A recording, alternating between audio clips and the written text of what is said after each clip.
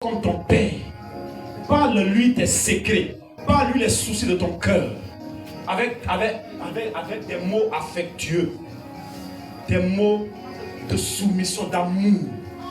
Tu vas voir le miracle qui va s'accomplir. Alléluia. Il t'a béni. Enlève les soucis. Beaucoup de chrétiens vivent une vie de frustration. Une vie de soucis comme si c'est fini. Mais finalement, tu fais quoi à l'église alors? Je pose la question à une personne ce soir. Toi qui vis l'éternel souci là. Mais finalement, tu fais quoi à l'église?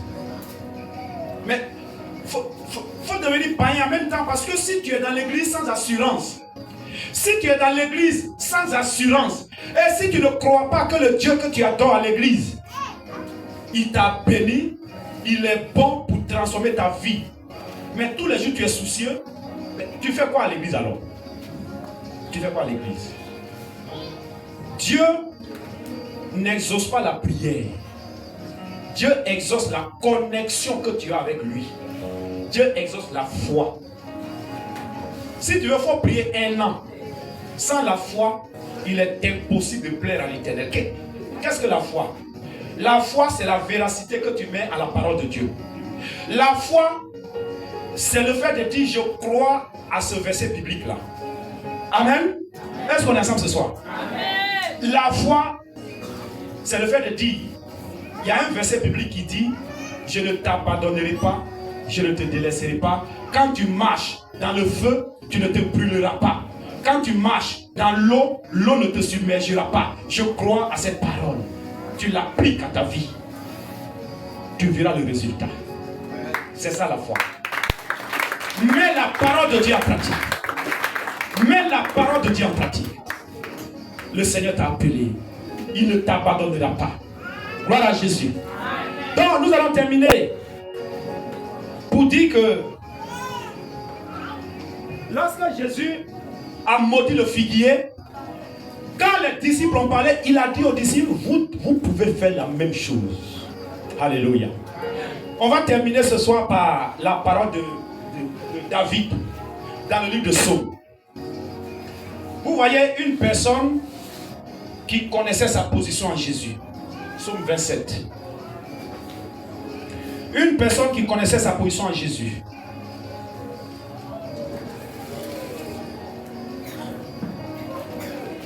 L'Éternel, Psaume 27. L'Éternel est ma lumière et mon salut.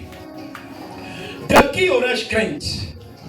L'Éternel est le soutien de ma vie. De qui aurais-je peur? Est-ce qu'on est ensemble ce soir? Amen. Regardez, un homme comme toi et moi. David là, il était un homme comme toi et moi. Hein? Mais c'est David qui est en train de parler. Il dit, l'Éternel est la lumière de ma vie. Qui va m'effrayer?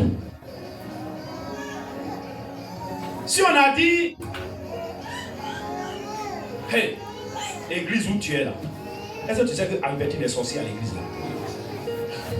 Hey, Albertine arrive. Hey, Albertine arrive. Ah. David dit, de qui aurais-je peur? De qui aurais-je peur? Regardez, il dit, quand les méchants, ici on remplace, quand les sorciers s'avancent contre moi pour dévorer ma chair, c'est-à-dire pour me tuer, ce sont eux là même, ce sont mes persécuteurs là, et mes ennemis qui chancellent et qui tombent. C'est-à-dire, tous ceux qui viennent pour me faire du mal là, c'est eux-mêmes qui tremblent et puis qui tombent. Le verset 3.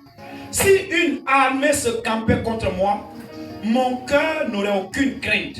Si une guerre s'élevait contre moi, je serais malgré cela plein de confiance. Parce que je suis béni.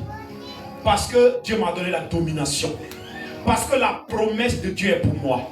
Parce que je suis imperturbable. Le Seigneur est avec moi. Voici le secret de David. David, c'était quelqu'un qui péchait aussi. Il était un pécheur, un gros pécheur. Le secret de David, c'était la foi. Il mettait sa foi en Dieu. Il ne tremblait pas. David connaissait son assurance en Dieu. Lorsque tu connais ton assurance en Dieu, tu ne trembles pas. Et le Seigneur est content de toi parce qu'il exauce la foi. Il n'exauce pas la prière. Une prière faite avec doute, avec pleurs, c'est une prière qui n'a pas de sens. Mais une prière que tu fais en comptant sur Dieu, le Seigneur t'exauce. C'est pourquoi on va se lever.